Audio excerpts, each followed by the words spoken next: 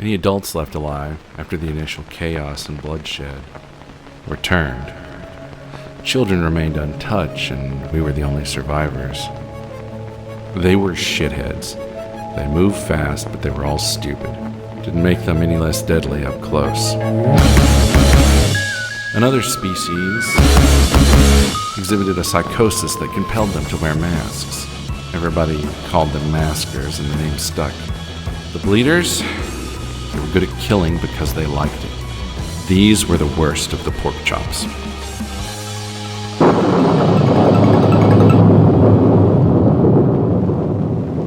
We settled on the outskirts of town in the upper levels of an abandoned church called St. Christopher's.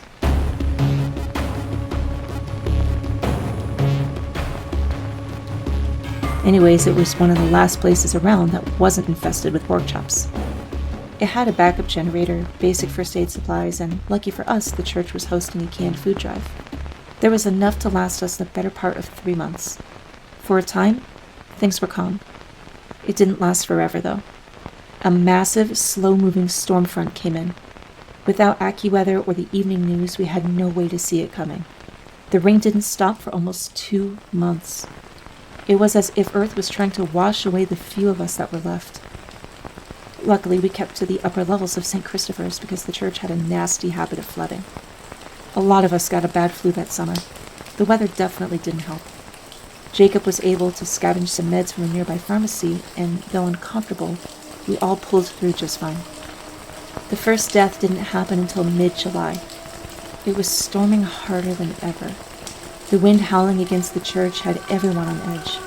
Sometimes you couldn't tell if it was just the wind or the moans of a shithead just waiting to be let in for dinner. Some swore it was a ghost. But no, it wasn't the flu or spirit or any shithead that did in poor Matt. He got himself killed.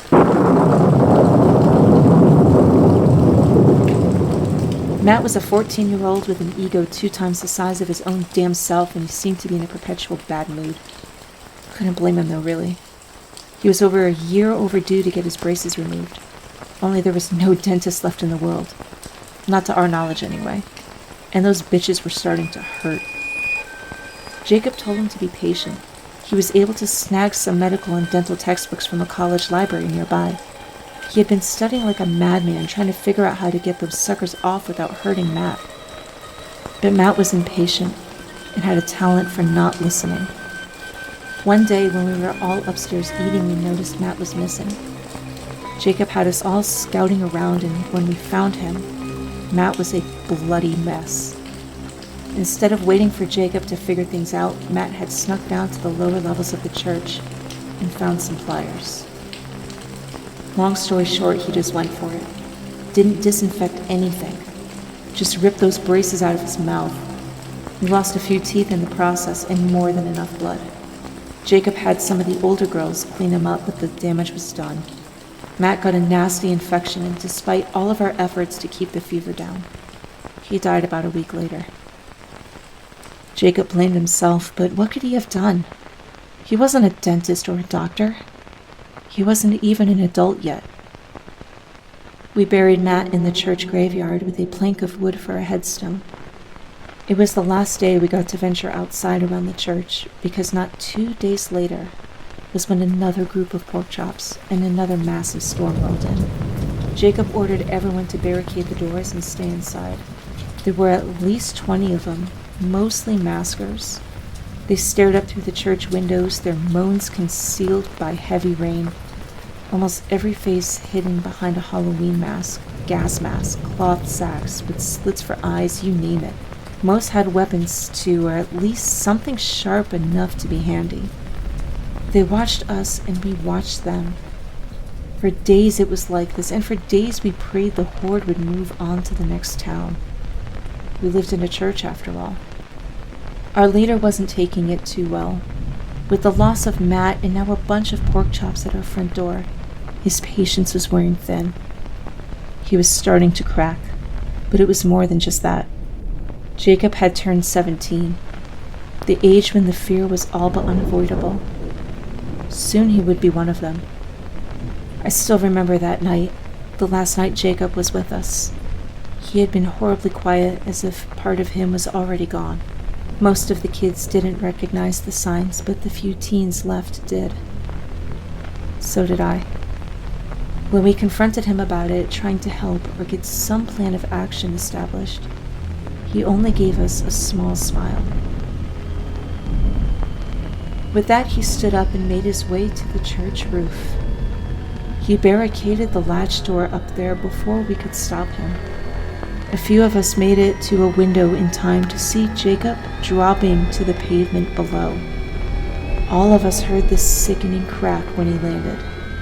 And that wasn't even the end of it. Jacob didn't die from the fall. He wasn't high enough, but it did plenty of damage. I don't know if he snapped his neck or what, but from the way he moved, it seemed like he was paralyzed from the waist down. The maskers caught the scent of his blood on the ground. It was the meal they'd been waiting for. All we could do was watch as Jacob, still breathing, still screaming, was torn to pieces.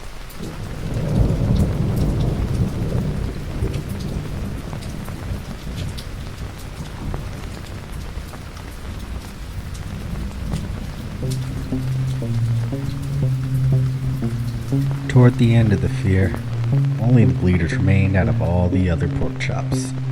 The shitheads and maskers burned themselves out, too stupid to last. And even then, out of the bleeders, only the smartest survived. We'd never have been able to defeat them if we hadn't discovered our secret weapon.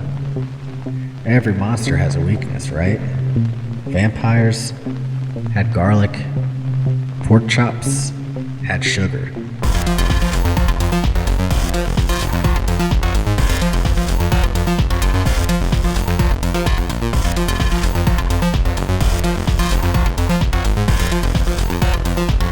Nothing fancy, just your average CNH pure cane special from Hawaii, growing in the sun. Sugar.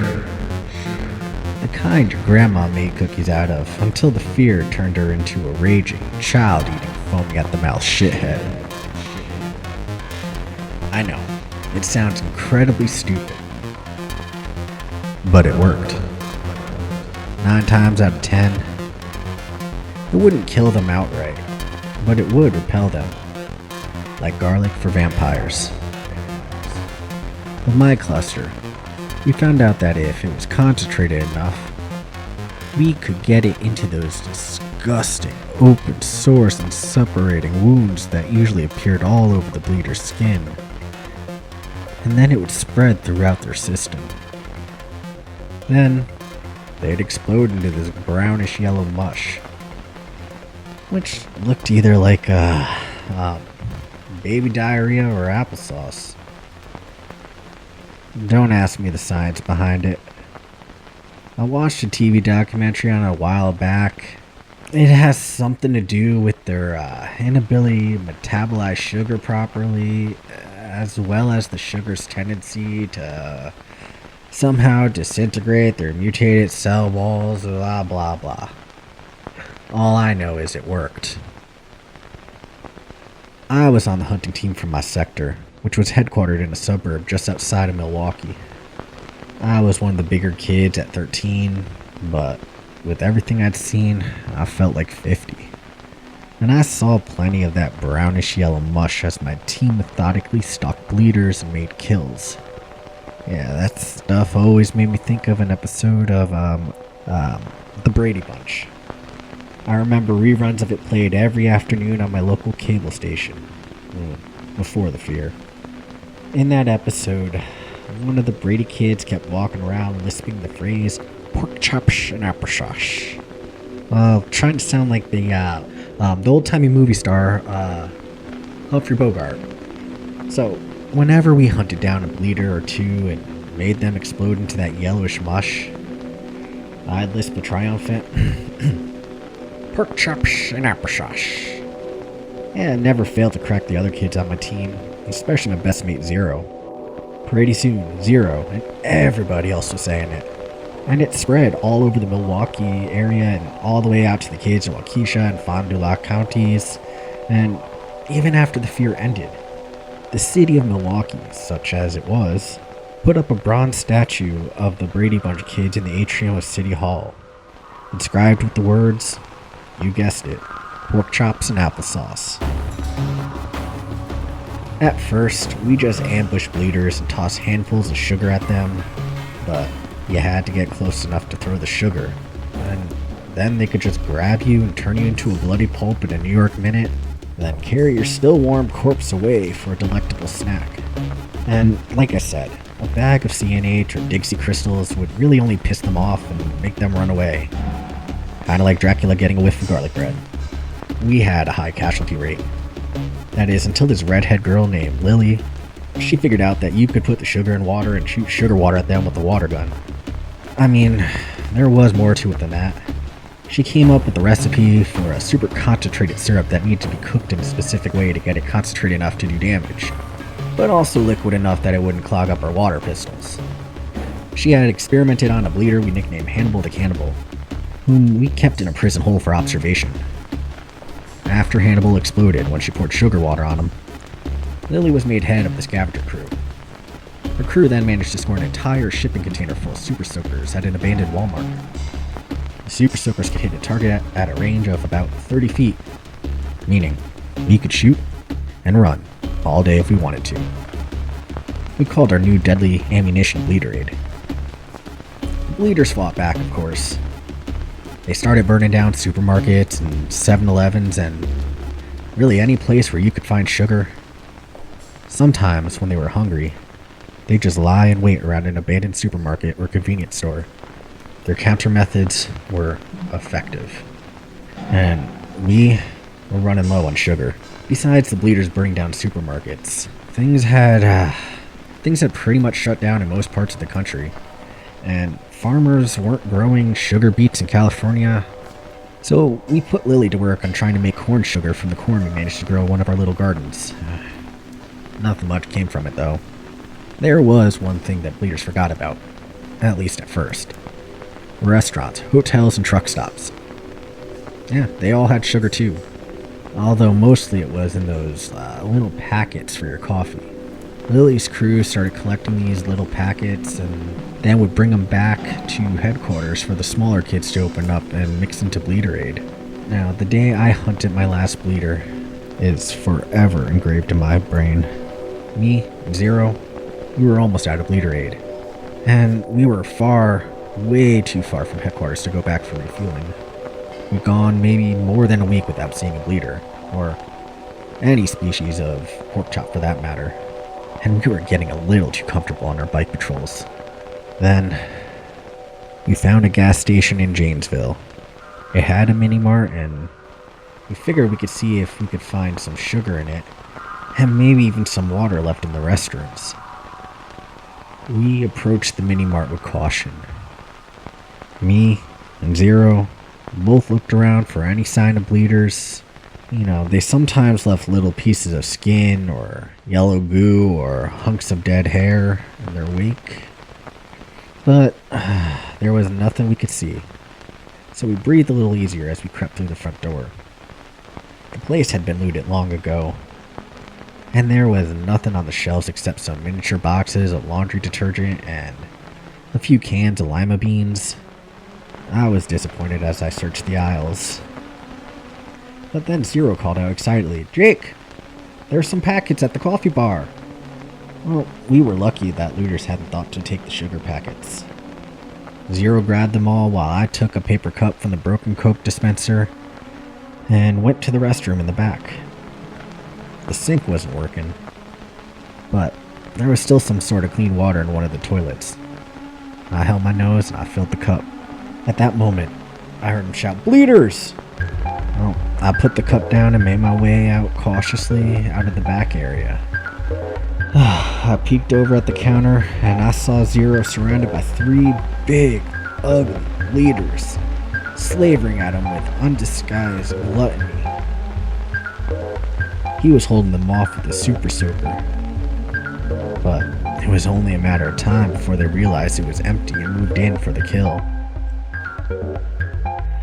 I can hear them snorting and cackling even while I shrink back into the restroom. I had the water for my super soaker, but no sugar to make the bleeder aid, and like I said, it really was a process to brew some up. I had a Three Musketeer bar in my pack. It was like a year old and I'd been saving it for a special occasion.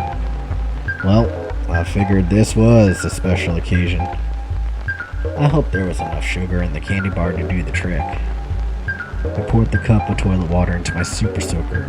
Then, I unwrapped the candy bar and popped as much of it as I could into my mouth and chewed furiously to release the sugar. It had been more than a year since I ate anything sweet, and even a stale candy bar tasted like heaven to me.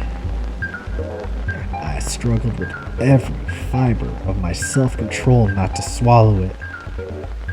I made myself spit the whole chewed up mess into my super soaker and I then shook it vigorously.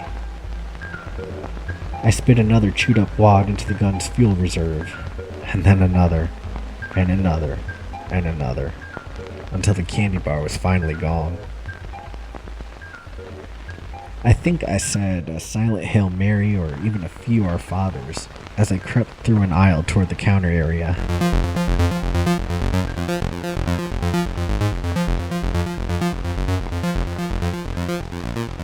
I planted myself about 20 feet from the biggest, ugliest bleeder, whose back was to me. That ugly bastard was wearing 2 shirts to protect himself from our bleeder aid, so I aimed for a nasty yellow sore that was visible on his neck. Pumped my soaker and blasted it. The bleeder then turned around and raged and ran towards me. I waited for it to explode into applesauce, but nothing happened. I kept backing up and it kept coming for me, and I blasted it in the face with almost everything in my soaker. Nothing. The Three Musketeers bar had let me down, and I was certain I was a goner. It was right in my face, spewing its rotting, fetid breath at me. But then, suddenly, half its face exploded. One of its arms, too. The applesauce was all over me. But it wasn't applesauce. It was blood, and it smelled like the grossest vomit ever. Apparently, Zero had found a pistol hidden behind the counter at the coffee bar and had dispatched this bleeder the old-fashioned way. It was a miracle I didn't get my face blown off, too. Just last year, I went to the doctor's office for x-rays. I broke my collarbone playing rugby. They found bullet fragments and parts of the bleeder's teeth embedded in me. Anyway, the remaining limbs were still jerking around and even oozing a little applesauce. The fear ended not long after that. Who knows why? I'm just glad it stopped before I became old enough to turn shithead. Zero, he made it out alive too. But then about 18 months after things returned to normal, well, whatever the hell normal is anyways, he died of a drug overdose. It's pretty common. Would have loved to see his face when they unveiled that Brady Bunch statue.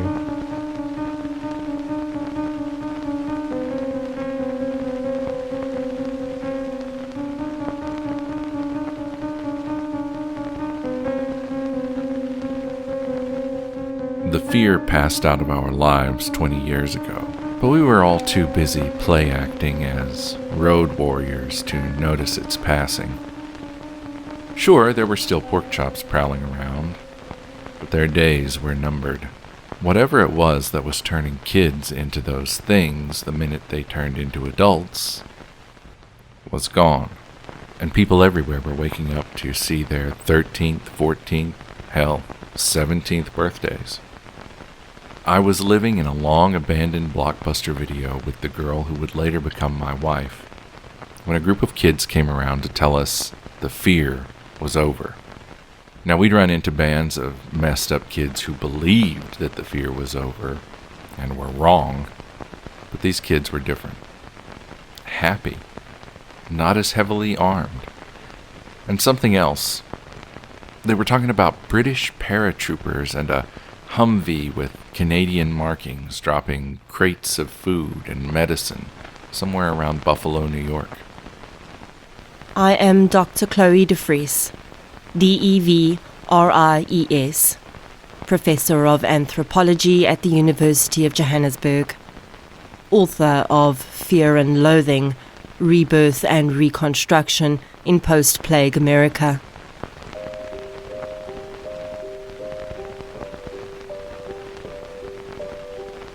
Whenever I lecture on the fear, I stress to my students that it was a strictly American phenomenon. There were a few unconfirmed pork chop sightings on the Canadian side of Niagara Falls, and a handful of cases similar to the Arturo Ramos Cruz incident in Mexico.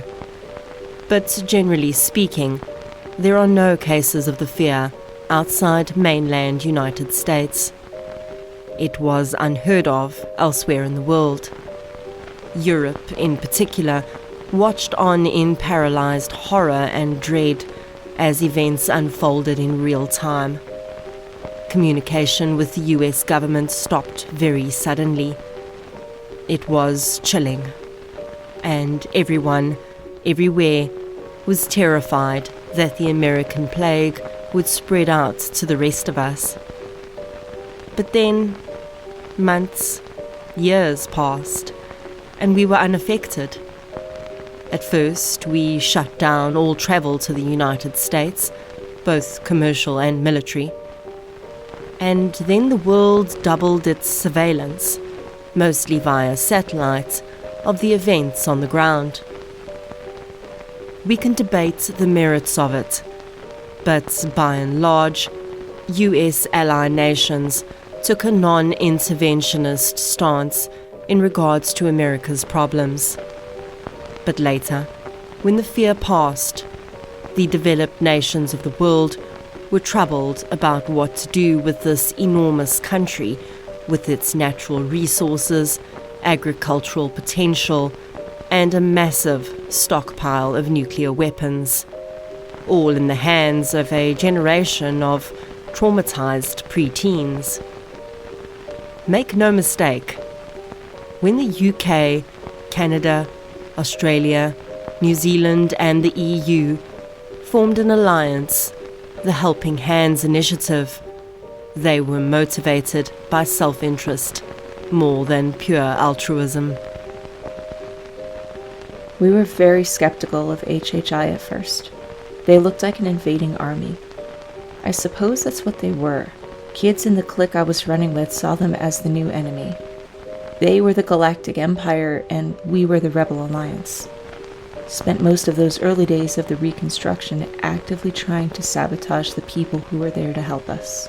And aside from seeing them as invaders, we just didn't trust them because they were adults. For all we knew, they could turn pork chop any minute. But as it turned out, we really needed them. In terms of infrastructure alone, we were screwed. We as a nation wouldn't have gotten back on our feet, wouldn't have returned to any sense of normality without them. For better or for worse. The fear passed 20 years ago, though it hasn't felt like 20 years. And the world is very different from the one we knew before those monsters roamed the earth. The impact the HHI has had on our government is profound. One could argue that foreign actors still hold the levers of power, too reluctant to take off the training wheels and let this very young nation take control of its own destiny again. Only just this year we elected the first US-born president since the end of the fear. I suspect we'll have to struggle to get out from under the thumb of the former HHI for decades to come. But it could have been worse, especially when you consider there were nations contemplating nuking us before the fear spread overseas.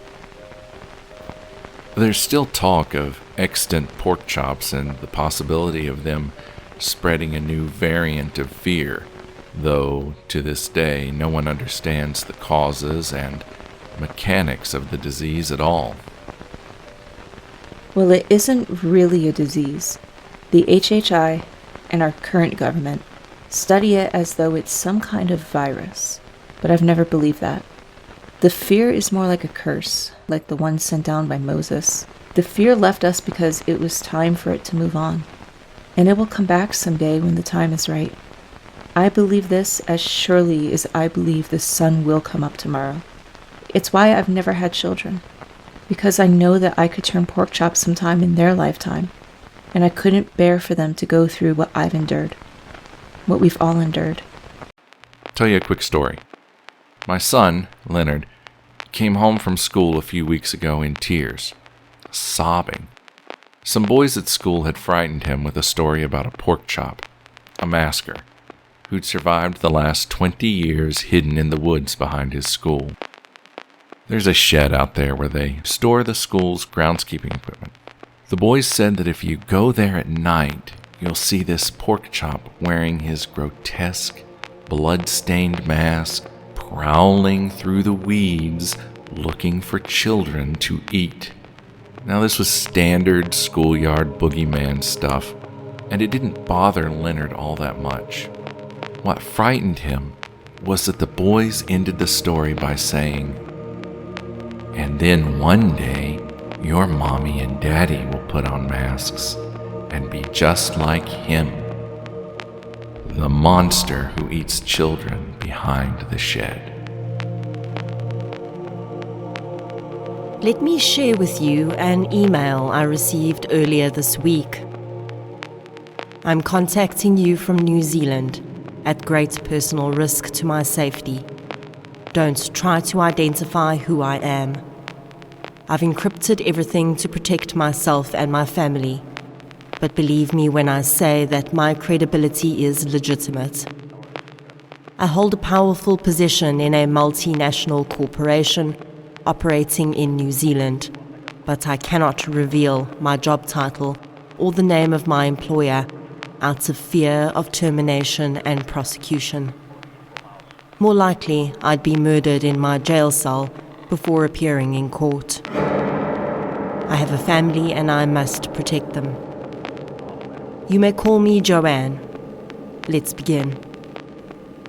The fear is not over, not by a long shot. Those who worry it will return need to prepare themselves because it is returning. There'll be no stopping it this time. I'm certain you will not be surprised when I tell you that it is man-made. The first wave of the fear was only a test. They've been studying it all these years, perfecting it. It's been said that surviving pork chops went into hiding. That's not the case. They haven't gone into hiding. Not all of them. Companies like my own have collected several of them and smuggled them overseas to labs like this one in New Zealand. I know it sounds far-fetched, but I'm telling the truth and I have evidence. The sole purpose of the fear was to eradicate the human population so that it could be rebooted. They've been looking for ways to do this for centuries, and now they've found a way. The fear.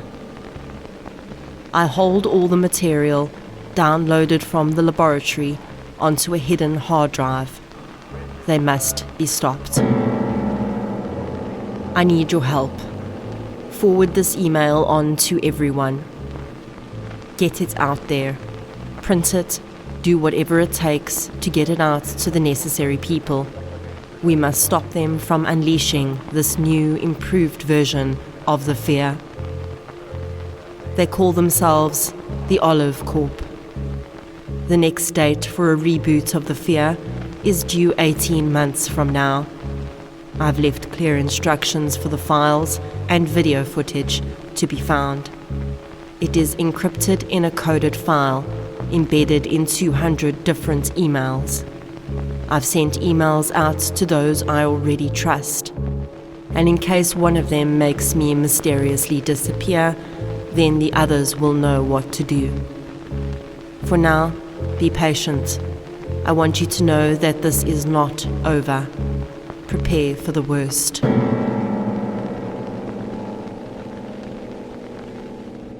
There were file attachments embedded in the email, but the university's antivirus software prevented me from viewing them. What I've just read sounds like the ramblings of a fanatic, someone who is mentally disturbed, but it is not unique. I receive dozens of letters and emails just like this one each month.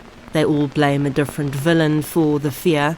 Many are obvious anti-Semitic screeds resembling a post-fear update to the protocols of the Elders of Zion, but all of these communications share the following points.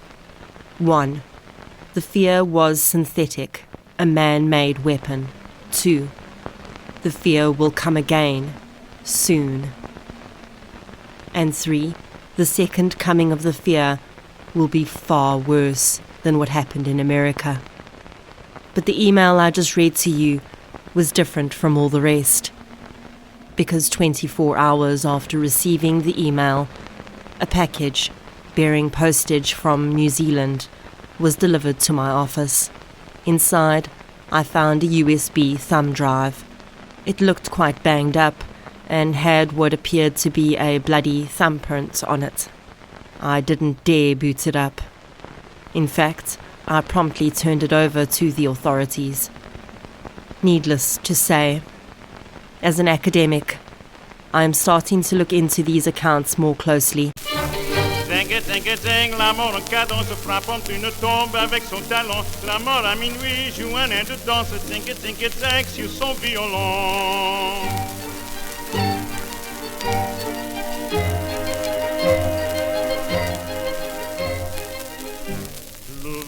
L'hiver souffle et la nuit sombre, des gémissements sortent des tilleuls. Les squelettes blancs vont à travers l'ombre, courant des sautants sous leur grand linceul. Zing, chacun se trémousse, on entend claquer les autres des danseurs. Un couple lascif s'assoit sur la mousse comme pour goûter d'anciennes douceur. Zing, la mort continue de racler sa face, on accroche ses mains, un voile est tombé, la danse de nuit, son dos se la serre amoureusement.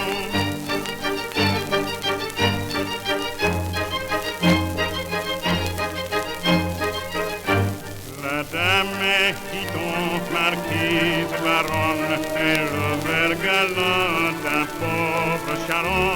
Horreur, et voilà qu'elle s'abandonne, comme si le rustre était un baron. I'm Edward October.